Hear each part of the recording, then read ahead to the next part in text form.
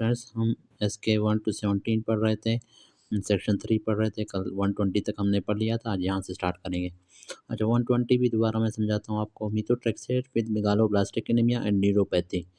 अब मीथोट्रेक्सेट जो है ये हम लोग इसको डीमार्ड भी कहते थे, ठीक है, disease modifying anti rheumatic drug जो था। हाँ, तो ये हमारे पास रूमेटॉइड आर्थराइटिस में हम दे रहे थे। इसकी साइड इफ़ेक्ट क्या है? इसका जो साइड इफ़ेक्ट है वो विटामिन B12 डिफ़िशियंसी है।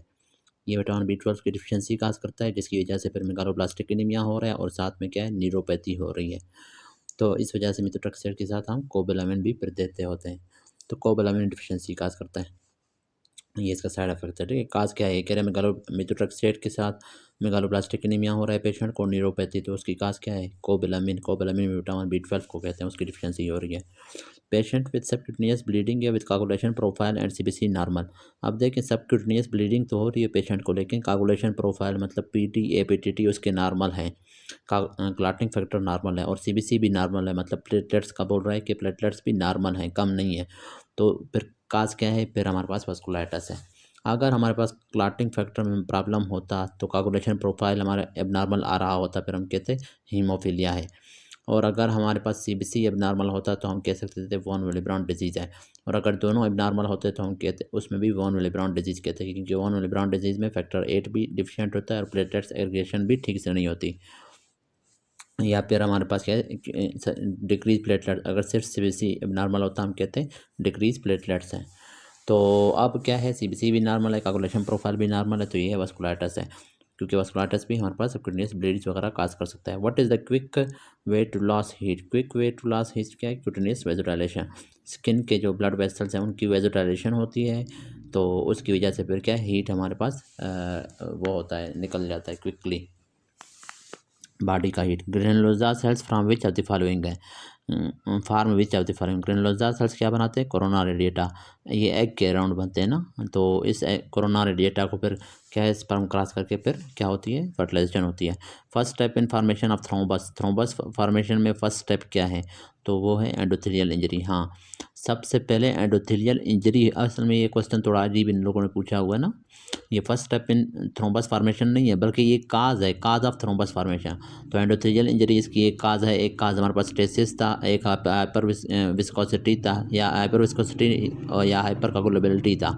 Most common cause endothelial injury था, लेकिन क्या है, इसमें भी आपने फिर यही लिखना है, ठीक है। एंडोथेलियल इंजरी होती है, उसके बाद फिर क्या है, थ्रोम्बस फॉर्मेशन स्टार्ट हो जाती है। यूरोट्रिक बर्ड एराइजेस फ्राम, यूरोट्रिक बर्ड जो होते हैं वो किससे? मेसोनेफ्रिक ट्रैक्ट से एराइज होते हैं, ये फिर बाद में बनाते हैं यूरोटर वगैरह और किडनीज वगैरह।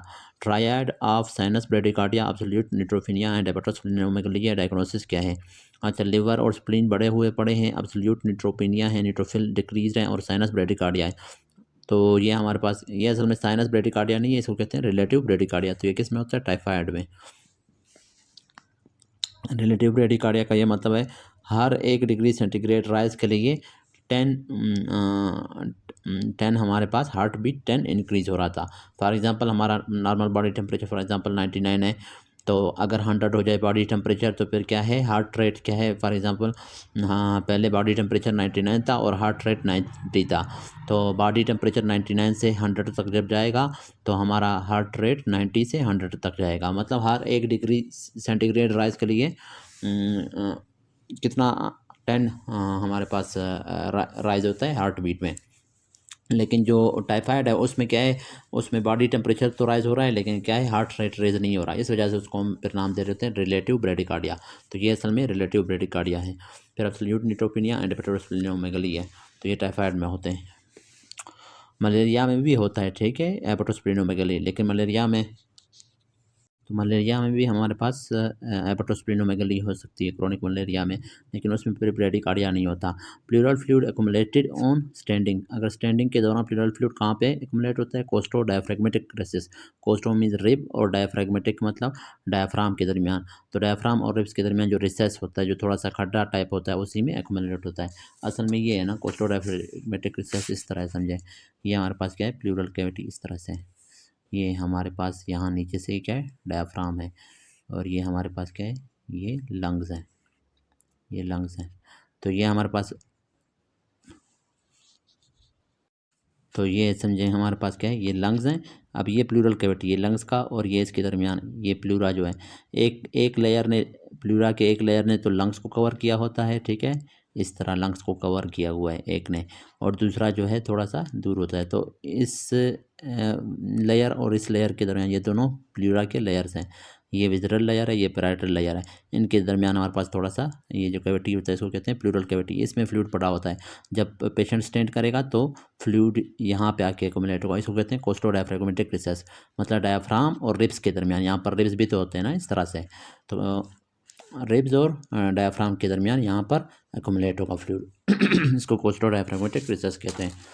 अच्छा, step lateral to linea alba, linea alba के लेटरल जब हम स्टेप वाउंड हो तो इंजरी किसको होगी, इंफीरियर वेना के आगे, क्योंकि लिनिया अल्बा क्या है, एब्डामिनल हमारे पास जो सेंटर में एब्डामिनल जो मसल होते हैं उनके बिल्कुल सेंटर में लिनिया अल्बा था, उसके हमारे पास लेटरल अगर हमारे पास होगा तो इन्फीरियर वेना के बाद डैमेज होगा, क्योंकि वहाँ से इन्फीरियर वेना के बाद पास हो रहा होता है। The type of cells involve in sarcoidosis, T lymphocytes होते हैं। What is true about dermatomyositis may be associated with carcinoma lung, हाँ कार्सिनोमा लंग के साथ एसोसिएट करता है। Elastic cartilage present in ear pinna में होते हैं। फिर उसके बाद है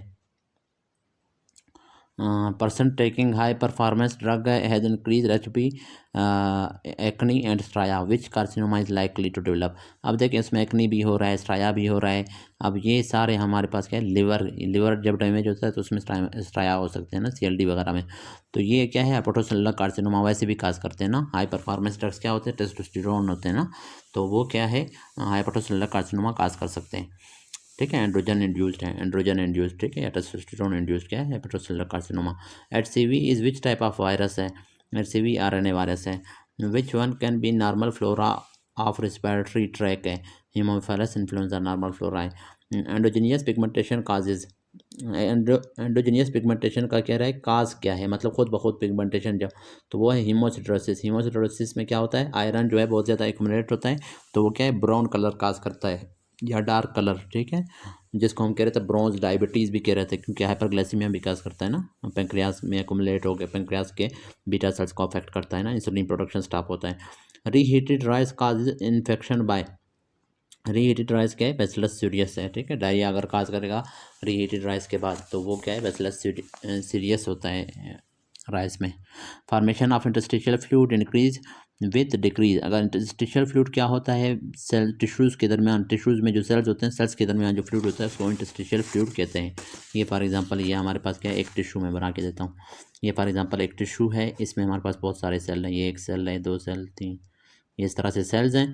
अब इन सेल्स के दरमियान हमारे पास क्या है, ये यहाँ पे थोड़ा बहुत ये फ्लूइड पड़ा हुआ है सेल्स के दरमियान, ठीक है, इसको इंटरस्टिशियल फ्लूइड कहते हैं। अब इस टिश्यू के पास से गुजर रहा है एक कैपिलरी, अब इस कैपिलरी में हमारे पास कैपिलरी से थोड़ा बहुत फ्लूइड रिलीज होता है, ठीक है, ग्लूकोज वगैरह तो रिलीज होगा ना, ग्लूकोज है साथ में, ऑक्सीजन वगैरह डिफ्यूजन के थ्रू, तो वो सारे टिश्यूज़ में एंटर होंगे, साथ में फ्लूइड भी आ रहा है।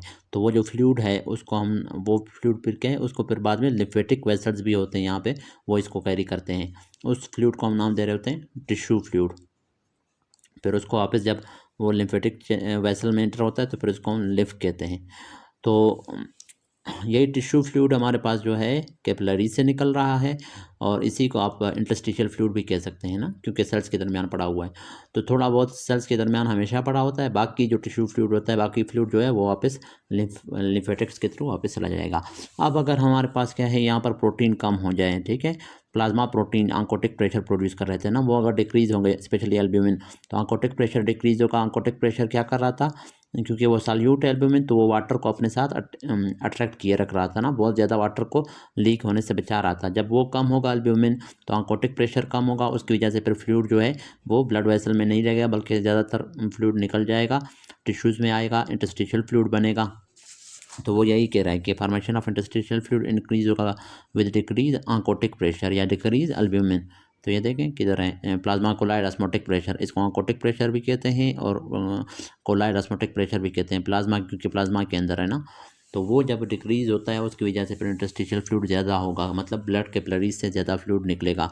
Stroke and brain tissue damage है, नाउ रिपेयर कौन करेगा, एस्ट्रोसाइट, स्ट्रोक के बाद। Child with pot belly and umbilical hernia most likely due to किस वजह से, क्रिटिनिज्म की वजह से। पार्ट-बिली और अम्बिलिकल हर्निया किसमें होता है, क्रेटिनिज्म में होता है ना। हाइपोथायराइडिज्म इन चाइल्ड जो होता है उसको क्रेटिनिज्म कहते हैं। आइरिया नेफ्रोपैथी डिपॉजिट्स मेसेंजियल डिपॉजिट होते हैं। Diphtheria growing medium, diphtheria growing medium हमारे पास लोफलर होता है, रट्टे वाली चीज़ है। स्लेप्ट चिक सिंड्रोम पार्वो वायरस की वजह से होता है, ठीक है, और ये डीएनए वायरस है, ठीक है, डीएनए वायरस की वजह से, और इसका नाम क्या है, पार्वो वायरस, ये देखें दिया हुआ है। पार्वो वायरस एक और चीज़ भी एप्लास्टिक क्राइसिस भी काज कर सकता है थैलेसीमिया वाले पेशेंट्स में specially. Multiple inactive and active forms of which drug है, डायजेपाम के मल्टीपल एक्टिव और इनएक्टिव फॉर्म होते हैं। Role of somatostatin in pancreatic fistula, decrease करेगा सिक्रीशन को। सोमेटोस्टेटिन वैसे भी ग्रोथ इनहिबिटिंग हार्मोन है, growth hormone inhibiting hormone, growth hormone को भी इनहिबिट करता है। Tubal ligation which artery damage, tubal ligation के दौरान यूट्राइन आर्टरी डैमेज होता है। ये रट्टी वाली चीज़ें बार बार आ रही है। सिस्टोलिक बीपी 132 है और ये इंपॉर्टेंट भी है, ये याद रखना। सिस्टोलिक बीपी 132 है, डायस्टोलिक 66 है। मीन आर्टेरियल प्रेशर कितना होगा, अब आपको पता है मीन आर्टेरियल प्रेशर क्या था, पल्स प्रेशर और प्लस 1/3 ऑफ डायस्टोलिक प्रेशर के इक्वल था। अब पल्स प्रेशर क्या था, वो था सिस्टोलिक और डायस्टोलिक को आपस में सब्सट्रैक्ट करना। इन दोनों को जब सब्सट्रैक्ट करेंगे 132 को 66 से, तो क्या बचेगा, 66 बचेगा, ये पल्स प्रेशर हो गया। और फिर डायस्टोलिक प्रेशर का 1/3 लेना है, 66 का 1/3 कितना होगा, 22 होगा। 66 + 22 88। मसल अटैच बाय एपोनेुरोसिस, कौन सा मसल जो है एपोनेुरोसिस के जरिए, पामालिस लॉन्गस। बाकी जो आर्टिकुलरिस एक्युली या गैस्ट्रोक्नोमियस का टेंडन होता है, आर्टिकुलरिस एक्युली का, इसका भी अपना वो एपोनेुरोसिस नहीं होता, टेंडन वगैरह होगा। The artery which has major blood supply to rectum is branch of, हाँ रेक्टम को जो ब्लड सप्लाई वो इन्फीरियर मेसेंट्रिक आर्टरी है, सुपीरियर रेक्टल आर्टरी इसकी ब्रांच है जो कि रेक्टम को ब्लड सप्लाई करता है। हाँ ये देख दिया हुआ है, सुपीरियर रेक्टल आर्टरी जो कि ब्रांच है इन्फीरियर मेसेंट्रिक आर्टरी की। एंटी कैंसर एजेंट, इसमें से ये सारे हमारे पास चॉकलेट एप्पल ऑरेंज सारे क्या हैं, एंटी कैंसर एजेंट है। इजेक्शन फ्रैक्शन नॉर्मली 55% होता है या 0.55 होता है। परसेंटेज में 55 है, और अगर पॉइंट्स में होगा, फ्रैक्शंस में होगा 0.55। A person after having RTA complains of leg weakness and difficulty to walk है, which artery of the brain is likely involve है, तो एसीए इन्वॉल्व होता है, क्योंकि एसीए क्या है, ब्रेन के अंदर जो लेग वाला एरिया है, मोटर एरिया ना, जिसमें लेग जहाँ से लेग मतलब मोटर एरिया में भी लेग का एरिया भी होता है, हैंड्स का भी होता है। तो मोटर एरिया में जो लेग वाला एरिया है उसको ब्लड सप्लाई कौन कर रहा होता है, एसीए कर रहा होता है। तो ये जब एसीए डैमेज होगा या इसमें क्लाट बनेगा तो फिर क्या है, लेग वाले एरिया फिर क्या होगा, लेग्स वीक हो जाएंगे, ठीक है। डिफिकल्टी इन वॉकिंग होगी। Pericardiophrenic artery is the branch of internal thoracic artery. Epinephrine acts on carbohydrate metabolism in liver है, ग्लाइकोजेनोलाइसिस पे इफेक्ट करता है, ग्लूकोनेओजेनेसिस पे भी करता है, लेकिन ज़्यादा ग्लाइकोजेनोलाइसिस को इंक्रीज करता है। Right bronchial artery arises from thoracic aorta, right third posterior intercostal artery से, ठीक है, right third posterior intercostal space से जो है अराइज होता है right bronchial artery. Regarding Barr bodies which are incorrect है, बार बॉडी के बारे में ये इनकरेक्ट है, आर इनएक्टिव कम्प्लीटली, ये इनएक्टिव तो होते हैं लेकिन कम्प्लीटली इनएक्टिव नहीं होते बार बॉडी, ठीक है, बाकी तो करेक्ट है ना। हाइड्रोक्रोमेटिन है, मतलब इसकी वो नहीं होती, ये कंडेंस्ड परमानेंटली कंडेंस्ड फॉर्म में होता है, रेप्लिकेशन नहीं होती ना, एक्स क्रोमोसोम है, और ये बकल स्मेयर से हम लोग इसको निकालते हैं। Lymphocytes from blood centre, lymphocytes from blood से लिम्फोसाइट इंटर होते हैं लिम्फ नोड के अंदर, किसके थ्रू, सब कैप्सुलर एफरेंट लिम्फेटिक चैनल। हाँ, आपके जो लिम्फ नोड के अंदर चैनल जा रहा होता है, लिम्फेटिक चैनल जो इंटर हो रहा होता है उसको कहते हैं अफरेंट लिम्फेटिक चैनल, और वो क्या है, कैप्सूल के नीचे होता है, इस वजह से सब कैप्सुलर कह रहे हैं, सब means below capsule. Tracheostomy level in adult is eight which tracheal ring, ये C2 और 3 के लेवल पे होता है, C2 मोर देन C3, और अगर दोनों दिए हुए हैं तो दोनों को टिक करो। अगर सिर्फ C2 और C3 दोनों दिए हुए हैं तो फिर हमारे पास C2 को आपने B को करेक्ट करना है, और चाइल्ड में फिर C3 C4 है, लेकिन C3 मोर देन C4, ठीक है। प्योर सीरस ग्लैंड्स हमारे पास पैरोटिक ग्लैंड है। अच्छा, सीरस ग्लैंड्स क्या कर रहे थे, ये प्रोटीन वाले एंजाइम प्रोड्यूस कर रहे थे, ठीक है, मतलब वो एंजाइम जो प्रोटीन से बने होते हैं, एंजाइम वैसे भी ज़्यादा एंजाइम तो प्रोटीन से बने होते हैं ना, मतलब सीरस ग्लैंड सिर्फ एंजाइम्स प्रोड्यूस कर रहे थे, और जो म्यूसिनस ग्लैंड्स होते हैं दूसरे टाइप के, वो म्यूसिन भी प्रोड्यूस करते हैं जो कि एक लाइकोप्रोटीन होता है। और कुछ हमारे पास फिर मिक्स्ड ग्लैंड्स होते हैं, ये स्लाइवरी ग्लैंड्स के टाइप थे ना। तो प्योर सीरस ग्लैंड्स हमारे पास पैरोटिक ग्लैंड है, एंजाइम प्रोड्यूस कर रहा है salivary amylase. After thoracolumbar outflow cut which one affected है। अच्छा, थोरेकोलम्बर आउटफ्लो अगर कट किए जाए, मतलब थोरेकोलम्बर आउटफ्लो क्या था, कौन से फाइबर्स थे? सिम्पैथेटिक फाइबर्स थे। वो अगर डैमेज होंगे स्केलेटल मसल को तो प्रॉब्लम नहीं होगा, क्योंकि स्केलेटल मसल को क्या है, सोमैटिक नर्वस सिस्टम वो करता है, कंट्रोल कर रहा होता है, जबकि जो सिम्पैथेटिक नर्वस सिस्टम है वो तो ऑटोनोमिक नर्वस सिस्टम का पार्ट है ना। तो सिम्पैथेटिक नर्वस सिस्टम का स्केलेटल मसल से तो काम नहीं है, ठीक है। और दूसरा है स्मूथ मसल, उससे भी काम नहीं है, क्योंकि उसको भी मेनली क्या है, स्मूथ मसल जो जीआईटी वगैरह में होते हैं उनको भी पैरासिम्पैथेटिक नर्वस सिस्टम वो कराता है। रिस्पायरेटरी मसल्स को भी वही, मेनली ब्लड वेसल्स जो होते हैं, ठीक है, ब्लड वेसल्स आप स्केलेटल मसल में भी होते हैं, स्मूथ मसल में भी, रिस्पायरेटरी में भी। तो ब्लड वेसल जो होते हैं उनको ऊपर क्या है, ब्लड सप्लाई उनको जो है कंट्रोल कर रहा होता है क्या, सिम्पैथेटिक नर्वस सिस्टम है ना, वेजो कंस्ट्रिक्शन और वेजो डिलेशन करवा रहा होता है। तो जब ये थोरिको लंबर आउटफ्लो को आप कट करेंगे तो ब्लड वेसल्स हमारे पास अफेक्ट होंगे। केवनस साइनस इन्फेक्शन अफेक्ट्स विच क्रेनियल नर्व है, तो ये क्रेनियल नर्व 6 को अफेक्ट करता है मेनली, क्योंकि ये हमारे पास जो सुपीरियर ऑप्थेल्मिक वेन था उसके थ्रू इन्फेक्शन आ रहा था केवनस साइनस के पास। और केवनस साइनस में सबसे पहले जो नर्व प्रेजेंट होता है लेटरली वो होता है क्रेनियल नर्व 6, तो वो अफेक्ट होता है सबसे पहले। In which phase maximum calcium entry occur है, तो वेस्टी सेगमेंट के दौरान।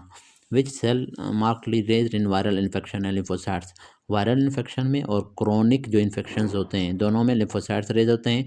और एक्यूट इन्फ्लेमेशन हो, ठीक है, वायरल इन्फेक्शन, क्रोनिक इन्फेक्शन या क्रोनिक इन्फ्लेमेशन, इनमें लिम्फोसाइट्स। और एक्यूट इन्फ्लेमेशन या एक्यूट बैक्टीरियल इन्फेक्शन तो उसमें neutrophils. Parasympathetic function is relaxes GIT sphincter, ठीक है, पैरासिम्पथेटिक जीआईटी स्फिंक्टर्स को रिलैक्स करता है ताकि वो जो फूड है वो एक आर्गन से दूसरे आर्गन में इंटर हो सके ना, डाइजेशन में इसका रोल है ना पैरासिम्पथेटिक का। इस वजह से ये जीआईटी स्फिंक्टर्स को ओपन करता रहता है, चाहे एसफेगल स्फिंक्टर हो चाहे हमारे पास गैस्ट्रिक स्फिंक्टर हो। Best host defence in alveoli, best host defence alveoli के अंदर अलवेलर मैक्रोफेजेस करते हैं। In shock cold peripheries due to vasoconstriction की वजह से। हाँ, शार्क में क्या है, पेरिफ्रीज कोल्ड हो जाते हैं क्योंकि ब्लड वेसल कंस्ट्रिक्ट हो जाते हैं, ठीक है। वो क्यों, वो इस वजह से ताकि ब्लड सप्लाई ब्रेन की तरफ और बॉडी की जो इंपॉर्टेंट ऑर्गन्स हैं उनकी तरफ ज़्यादा हो लेकिन स्किन की तरफ कम हो। Calculate ejection fraction if heart rate 70 है, कार्डिक आउटपुट 5.6 है और एंड डायस्टोलिक वॉल्यूम 160 है। अब देखें इसमें डायरेक्ट आप इजेक्शन फ्रैक्शन मालूम नहीं कर सकते, पहले आपने स्ट्रोक वॉल्यूम मालूम करना है, ठीक है। अगर स्ट्रोक वॉल्यूम इन्होंने दिया होता फिर तो आप डायरेक्ट मालूम कर सकते, स्ट्रोक वॉल्यूम को आपने डिवाइड करना था एंड डायस्टोलिक वॉल्यूम से, तो फिर आपको मिल जाता इजेक्शन फ्रैक्शन ना। लेकिन अब क्या स्ट्रोक वॉल्यूम है नहीं, तो स्ट्रोक वॉल्यूम को हम लोग कार्डिक आउटपुट के थ्रू, cardiac output is equal to क्या होता है, stroke volume into heart rate. ये देखें cardiac output is equal to stroke volume into heart rate है। तो हार्ट रेट को ये हार्ट रेट को हम लोग इस तरफ ले आएंगे फॉर एग्जांपल, ठीक है, तो हार्ट रेट इधर नीचे डिवाइड हो जाएगा, यहाँ पर मल्टीप्लाई हो रहा है ना। तो स्ट्रोक वॉल्यूम ये तो आप लोगों को मैथ का पता है ना, तो ये स्ट्रोक वॉल्यूम को हमने इधर ही छोड़ दिया और हार्ट रेट को इधर नीचे लाया, ठीक है, कार्डिक आउटपुट के। ये देखें कार्डिक आउटपुट के नीचे हार्ट रेट आ गया, स्ट्रोक वॉल्यूम उधर ही रह गया। तो आंसर क्या आ गया 0.08, क्योंकि कार्डिक आउटपुट क्या है 5.6 लीटर है, हार्ट रेट 70 है, तो ये 0.08 लीटर है। इसको हम लोगों ने ml में कन्वर्ट करना है, क्योंकि एंड डायस्टोलिक वॉल्यूम भी ml में है ना, तो सेम चीज़ में कन्वर्ट करना है। तो ये ml में कैसे, इसको 1000 से आपने मल्टीप्लाई करना है, तो फिर क्या है 80 ml आएगा। अब क्या है, ejection fraction is equal to stroke volume divided by and diastolic volume है ना। तो स्ट्रोक वॉल्यूम कितना आया था 80 आया था, उसको डिवाइड करें किससे 160 से, तो 80 डिवाइडेड बाय 160 कितना आ जाएगा 0.5। तो इजेक्शन फ्रैक्शन 0.5 है या 0.550 भी कह सकते हैं आप। Person having tumours which tremors हैं which usually aggravate by activity which are the following nucleus is involve है। तो ये हमारे पास वही सेरिबेलम है ना, तो सेरिबेलम का कौन सा न्यूक्लियस है, फेस्टिजियल न्यूक्लियस है। N old man fall from bed, intentional tremor की बात कर रहे हैं ना। इंटेंशनल ट्रेमर कब होते हैं, जब कोई किसी चीज़ को ग्रैस्प करने की कोशिश करे पेशेंट, जैसे गिलास को, कप को, तो उसके हमारे पास स्टार्ट हो जाते हैं tremors. An old man fall from bed, fracture neck of femur है, cause of osteoporosis, decrease endocrinal activity. Old man में जाहिर सी बात है एंडोक्राइन एक्टिविटी डिक्रीज रहा है, उसकी वजह से क्या है, उसकी नेक ऑफ फीमर फ्रैक्चर हुआ है। पेरिकार्डियोफ्रेनिक टैप है एट विच लेवल, किस लेवल पे किया जाता है 10th rib mid axillary, Ratte वाली चीज़ें रट लें इसको। उसके बाद mechanism of action of captopril क्या है, डिक्रीज टीपीआर है। कैप्टोप्रिल क्या है, एंजियोटेंसिन एस इनहिबिटर है, ठीक है, एंजियोटेंसिन कन्वर्टिंग एंजाइम इनहिबिटर है। तो ये हमारे पास क्या है, हाइपरटेंशन वगैरह के लिए दे सकते हैं और नेफ्रोपैथी में भी देते हैं। इट ब्लॉक्स डायबिटिक नेफ्रोपैथी में ये क्या करता है देखिए, it blocks conversion of angiotensin 1 to angiotensin 2। किस तरह से?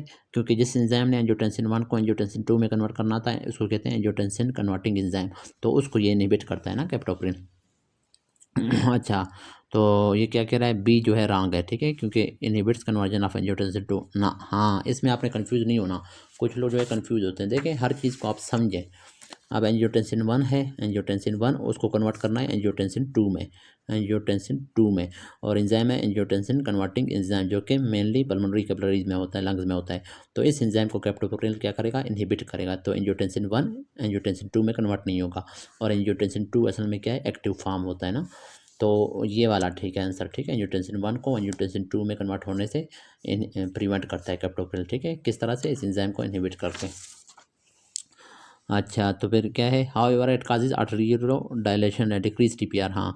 तो इस तरह से कैप्टोप्रिल पर क्या करेगा, आर्टेरियोल्स को डायलेट करेगा, क्योंकि एंजियोटेंसिन 2 क्या कर रहा था, अगर बन जाता तो वो वैसोकंस्ट्रिक्शन करता, अब वो नहीं बन रहा तो आर्टेरियो डायलेशन हो रहा है, ठीक है, और इस वजह से फिर टीपीआर डिक्रीज हो रहा है और आफ्टर लोड भी डिक्रीज होता है। HIV female patient is at risk of developing which carcinoma है, सर्वाइकल कार्सिनोमा होता है। Parotid gland important feature is, उसका क्या है, parotid duct open to opposite second upper molar tooth है। Mucus gland absent in terminal bronchioles में mucus gland नहीं होते, अल्वेलाई और टर्शरी ब्रोंकस में होते हैं। In long bones from secondary centre of ossification what is formed है, epiphysis बनता है।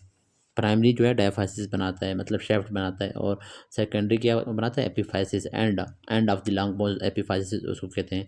तो वो सेकेंडरी एसिफिकेशन सेंटर बनाता है। डाइक्लोफिनिक एक्साइड, ये एक एनसेड है ना, तो ये क्या है, कॉक्स 2 को इनहिबिट करता है more than COX 1। Cyclooxygenase, COX का मतलब साइक्लोऑक्सीजिनेज एंजाइम है, ठीक है, इसके दो टाइप्स हैं, 2 है और 1 है। तो 2 को ये इनहिबिट करता है ज़्यादा, डाइक्लोफिनेक, ठीक है, more then 1। Common side effect of diazepam and chlorpromazine क्या है, सिडेशन काज करते हैं, क्योंकि एंग्जाइटिक है ना। और in diabetic patient acidosis is due to decrease by carb की वजह से, हाँ डिक्रीज बाय कार्ब की वजह से होता है, और साथ में एक तो कीटोन बॉडीज भी इंक्रीज होते हैं ना, वो भी कीटो एसिडोसिस काज करते हैं। तो bipolar cells are found in olfactory neurons में होते हैं। स्पाइनल गैंग्लिया में सूडो यूनिपोलर होते हैं, स्पाइनल गैंग्लिया जिसको कह रहे थे डार्सल रूट गैंग्लियन, तो वो क्या है, सूडो यूनिपोलर, उसमें न्यूरॉन्स होते हैं। और स्केलेटल मसल में मल्टीपोलर होते हैं, और ओल्फैक्टरी जो है बाइपोलर है, रेटिना और कोक्लिया में बाइपोलर होते हैं। तो ओल्फैक्टरी में और रेटिना और कोक्लिया में बाइपोलर होते हैं, ये याद रखें। उसके बाद अनकंट्रोल्ड ब्लीडिंग है from the umbilical stump of a neonate है, his cousin also has same history, what is likely raised है, तो उसमें क्या रेज्ड है, APTT रेज्ड है, ठीक है, हीमोफिलिया है ये। उसके बाद है क्लाइनफिल्टर कैरियोटाइप इज, उसमें 46XXY होता है। मैक्रोफेजिस सेल, ठीक है, मैक्रोफेजिस सेल्स इन रेस्पिरेशन क्या है, 10 सेल होते हैं, ठीक है। रिस्पायरेटरी ट्रैक में जो मैक्रोफेज होते हैं उनको डस्ट सेल कहते हैं। अब पेशेंट, ये रिस्पायरेशन नहीं है, रिस्पायरेटरी ट्रैक है। अब पेशेंट हैविंग CO2 58 है, CO2 ज़्यादा है। पीएच, पहले पीएच को देखा करें, इस तरह का क्वेश्चन जब भी आ जाए। अभी 2 दिन पहले मैंने आपको ये समझाया था ना, एसिडोसिस अल्कलोसिस, तो 7.3 है, नॉर्मल क्या था 7.35 से 7.45 था, तो ये कम है ना, तो ये एसिडोसिस है। 7.3 का मतलब 7.30 भी इसको आप कह सकते हैं, तो 35 से कम हो गया ना, तो ये एसिडोसिस है। अब एसिडोसिस तो अब कौन सा है, रिस्पायरेटरी है या वो है मेटाबॉलिक का, तो वो कैसे मालूम करेंगे, कार्बन डाइऑक्साइड और बाइकार्ब को देखेंगे। कार्बन डाइऑक्साइड 35 से 45 होता है नॉर्मली, तो यहाँ पर बहुत ज़्यादा है कार्बन डाइऑक्साइड, 45 से ज़्यादा है, 58 है। और साथ में बाइकार्ब को फिर देखेंगे, बाइकार्ब अगर नॉर्मल आ रहा है, सिर्फ कार्बन डाइऑक्साइड इंक्रीज है, तो ये रिस्पायरेटरी एसिडोसिस है। और अगर बाइकार्ब भी अब नॉर्मल आ रहा होता, फिर हम कहते हैं कंपनसेशन, ये कंपनसेटरी मेटाबॉलिक अल्कलोसिस होता। बाइकार्ब अगर कम आ रहा होता ना, तो ये हमारे पास बाइकार्ब नॉर्मल है, क्योंकि ये 22 से 26 या 28 तक नॉर्मल होता है बाइकार्ब। तो ये which type of acid base balance है, ये रिस्पायरेटरी एसिडोसिस है, सिंपल है ये। क्रेनियल नर्व 3 न्यूक्लियाई कहाँ पे होता है, मिड ब्रेन में, 3 और 4 मिड ब्रेन में है, पोन्स में 5 से लेकर 8 तक हैं, ठीक है, और मेडुला में 9 से लेकर 11 तक है। Percentage of O blood group कितना होता है, 47, ज़्यादा होता है O blood group, specially positive. Sustained increase of cardiac output occurs in anaemia में होता है, इंक्रीज कार्डिक आउटपुट होती है। What is the level of an area of lung है, which is classified as positive inferior border है, तो T10 है। What type of receptors is present in adrenal medulla है, निकोटिनिक कोलिनर्जिक होते हैं। बार बार मैंने आपको समझाया है कि एड्रिनल मेडुला के पास जो नर्व जा रहे होते हैं वो होते हैं प्री गैंग्लियनिक न्यूरॉन। और प्री गैंग्लियनिक न्यूरॉन मैंने आपको बताया था, चाहे सिम्पथेटिक का हो चाहे पैरासिम्पथेटिक का हो, वो क्या करते हैं, वो कोलिनर्जिक न्यूरॉन होते हैं, वो एसिटाइलकोलिन रिलीज़ करते हैं। और अगला जो सेल होगा, ठीक है, उसके ऊपर फिर क्या होगा, निकोटीनिक रिसेप्टर होता है। तो यही कह रहा है कि रिसेप्टर एड्रेनल मेडुला में क्या होते हैं, निकोटीनिक कोलिनर्जिक। कभी कभार आता है नर्व्स जो एड्रेनल मेडुला के पास जा रहे होते हैं, तो वो क्या है, प्री गैंग्लियनिक कोलिनर्जिक न्यूरॉन है। और उसके बाद है person infected with red fleas, same. अच्छा, रेड फ्लीज से हमारे पास जो है जो जर्सीनिया पेस्टिस उसमें होता है ना, ठीक है। Some features it's shape were given है, what is the causative organism, Yersinia pestis है, ठीक है, प्लेग काज करता है नहीं ये। और स्पेशली रेड फ्लीज के थ्रू ना, रेड से फ्लीज उठाते हैं और फ्लीज वेक्टर हैं और वो फिर हमारे पास काज करवाते हैं। Peroneal artery is branch of posterior tibial artery है। थर्ड आर्च डेरिवेटिव क्या है, स्टाइलोफरेंजियस से, रट्टे वाली चीज़ है। Except rods and cones blood supply of retina क्या है, सेंट्रल रेटिनल आर्टरी है, रॉड्स और कोन्स को छोड़ के।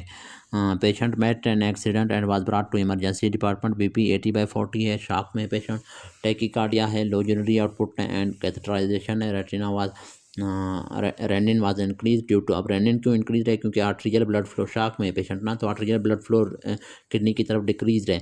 तो किडनी की तरफ जब भी ब्लड फ्लो डिक्रीज होगा या सोडियम कम होगा, ठीक है, नेफ्रॉन में कम जा रहा होगा, तो जब ब्लड फ्लो कम है तो सोडियम भी नेफ्रॉन में कम जा रहा है, तो फिर रेनिन रिलीज होगा। तो decrease in arterial blood flow की वजह से क्या है, रेनिन इंक्रीज है। Which drug causes tachycardia when given in usual dose है, आइसोसरबाट डेनड्रेट। उसकी वजह क्या है, क्योंकि ये वेजोडाइलेशन काज करते हैं स्पेशली आर्टरीज की, और फिर उसकी वजह से क्या है, फिर रिफ्लेक्स, बीपी कम होता है, हाइपोटेंशन होता है, तो उसकी वजह से फिर एक रिफ्लेक्स होता है, ठीक है, हार्ट की तरफ आएगा एक रिफ्लेक्स और हार्ट रेट को इंक्रीज करेगा, उसको कहते हैं रिफ्लेक्स टैकीकार्डिया। तो ये रिफ्लेक्स टैकीकार्डिया काज करवाता है आइसोसरबाट, डायरेक्ट टैकीकार्डिया काज नहीं करता। A patient has damage to nerve coming out from dorsal surface of the left side। अब ये बात हमेशा याद रखें, जब भी dorsal surface of the brain आ जाए तो इसका मतलब कौन सा नर्व है, ये है ट्रॉक्लियर नर्व है या क्रेनियल नर्व 4 है, ठीक है। तो left side of the brain stem से निकल रहा है, इसका मतलब लेफ्ट क्रेनियल जो फोर्थ नर्व है। What will be defect in this patient, इस पेशेंट में डिफेक्ट क्या होगा, लेफ्ट साइड लॉस ऑफ इंटर्शन। जो ट्रॉक्लियर नर्व होता है वो क्या करता है, इंटर्शन करवा रहा होता है, जब वो डैमेज हो रहा है तो इसका मतलब क्या है, लॉस ऑफ इंटर्शन होगा। और जिस साइड का हमारे पास ट्रॉक्लियर नर्व होगा उसी साइड के आई को वो सप्लाई कर रहा होगा ना। इंटर्जन क्या था, इनवर्ड आई बार की रोटेशन थी ना, तो वो ट्रॉक्लियर नर्व करवा रहा था, तो वो अभी डैमेज है ना, तो इस वजह से लॉस ऑफ इंटर्शन है लेफ्ट साइड का।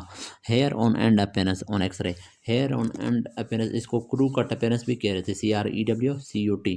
तो ये किस में होता है, स्कल के, स्कल को एक्सरे में जब देखेंगे ना, ये स्कल है फॉर एग्जाम्पल, उसमें इस तरह से आपको दिखाई देंगे, ठीक है, हेयर, जैसे हेयर हों स्कल के अंदर, तो वो हमारे पास असल में हिमाटोपोइसिस हो रही होती है स्कल के फ्लैट बोन्स के अंदर, स्कल के अंदर, फेस के अंदर।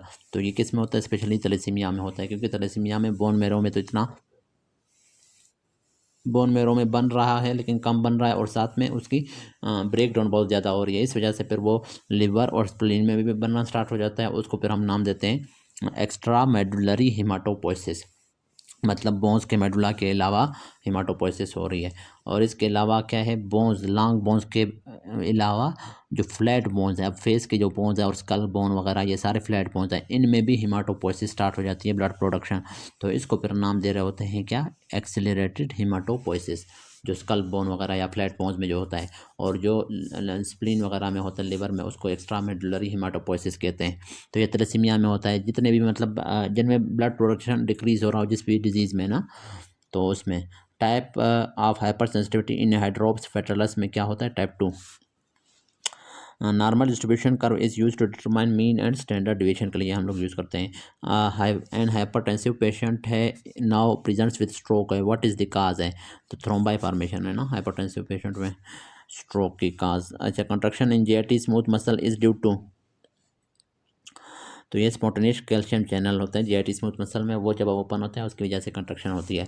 ग्लोमेरुलाई इज फार्म्ड बाय, किसकी वजह से, अफरेंट आर्ट्रियोल। हाँ, अफरेंट आर्ट्रियोल डिवाइड हो जाते हैं, ग्लोमेरुलाई बनाते हैं, वो फिर वापस मिल के क्या बनाते हैं, efferent arteriole. In circadian rhythm bronchoconstriction is maximum early morning के दौरान, क्योंकि पेशेंट जब सोया होता है तो उस वक्त इतनी ऑक्सीजन की ज़रूरत नहीं होती, उस वक्त भी ब्रोंको कंस्ट्रक्शन हुई पड़ी होती है। तो जब उठ जाता है अर्ली मॉर्निंग, उस वक्त भी ब्रोंको कंस्ट्रक्शन होती है।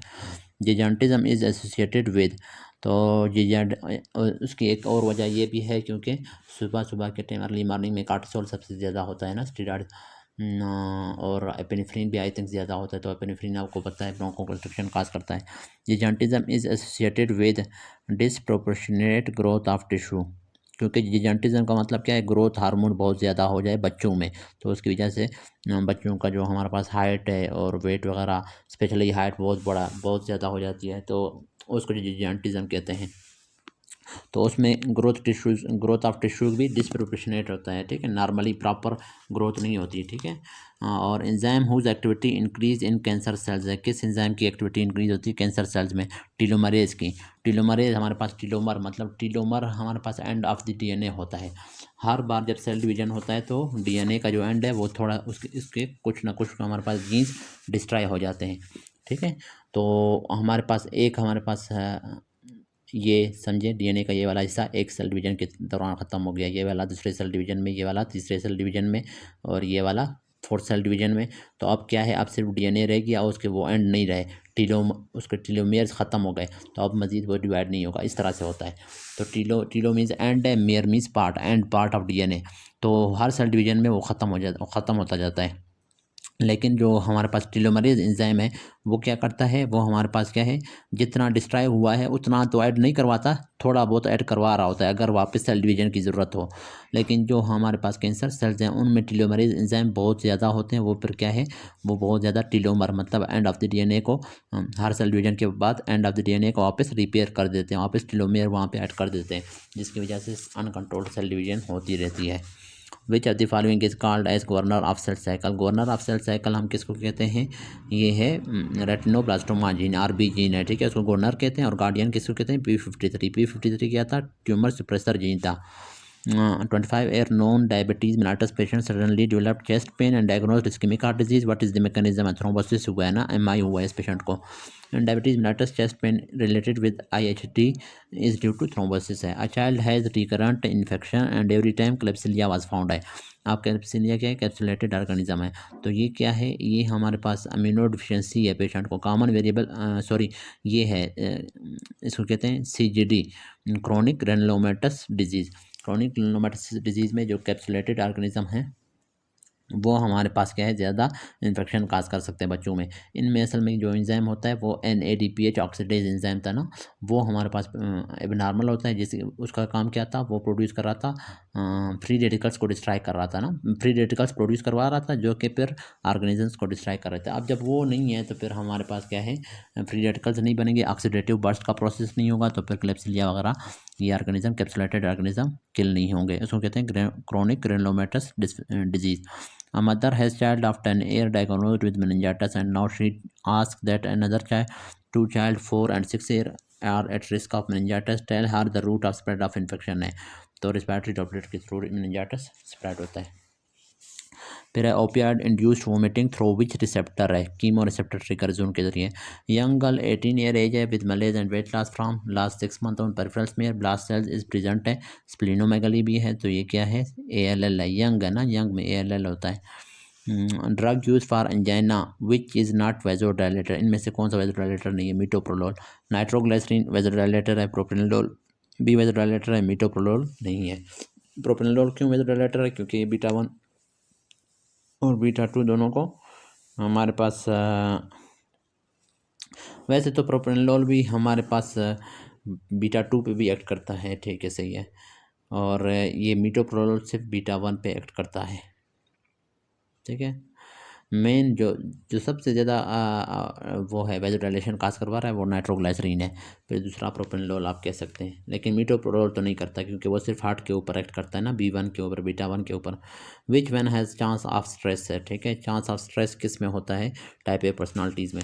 पेशेंट क्योंकि वो बहुत ज़्यादा हर चीज़ को जो है वो परफेक्शन के साथ करने की कोशिश करते हैं ना, तो उनमें क्या है, स्ट्रेस के चांसेस ज़्यादा होते हैं। Patient having seizures due to decrease pre synaptic reuptake of, तो गाबा की हमारे पास अगर प्री सिनेप्टिक रीअपटेक ना हो तो डिक्रीज प्री सिनेप्टिक रीअपटेक हो तो फिर क्या होगा, वो सीजर्स हो सकते हैं, एबनॉर्मल इलेक्ट्रिकल एक्टिविटी हो सकती है। पेशेंट हैविंग सोर थ्रोट है, गिवन एमॉक्सिसिलिन इंजेक्शन, डाइड है after amoxicillin injection, which antibody will be raised है, IgE, क्योंकि रिएक्शन हुआ है ना, तो रिएक्शन में IgE बनता है। एडक्टर लॉन्गस्ट नर्व सप्लाई क्या है, एंटीरियर पार्ट ऑफ ऑब्जर्वेटर नर्व है। अच्छा, उसके बाद है enzyme decrease in CLD patient में कौन सा एंजाइम डिक्रीज होता है, स्यूडोकोर्निस्ट्रेज। क्योंकि ये लिवर में बन रहा होता है ना, तो लिवर जब डैमेज है तो ये नहीं बनेगा। तो आज के लिए इस लेक्चर में इतना काफ़ी है, नेक्स्ट लेक्चर में फिर आगे पढ़ेंगे इंशाल्लाह। कुछ समझ नहीं आया तो आप कमेंट्स में पूछ सकते हैं। Thank you.